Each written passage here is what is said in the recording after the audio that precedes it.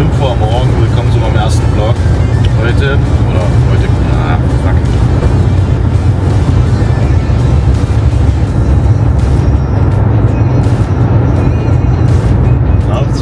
Ja, ich muss überlegen. Jetzt geht's los, eine Woche lang. Heute geht's los, eine ganze Woche. Das Kultur ist auch schon.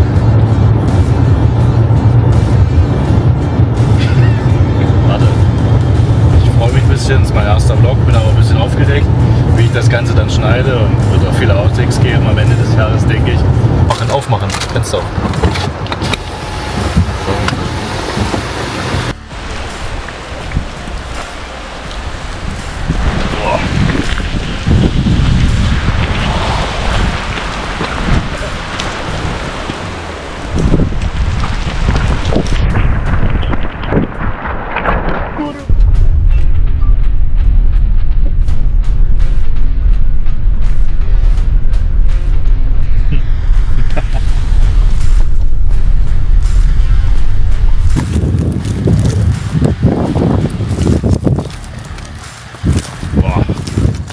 Weitergehen.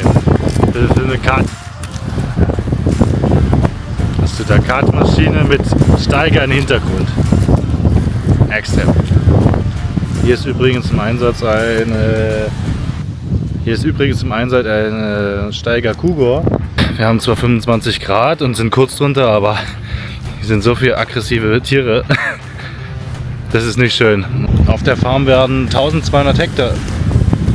Auf der Farm werden 2500 Hektar bewirtschaftet und man schon wieder der Drohne verfolgt.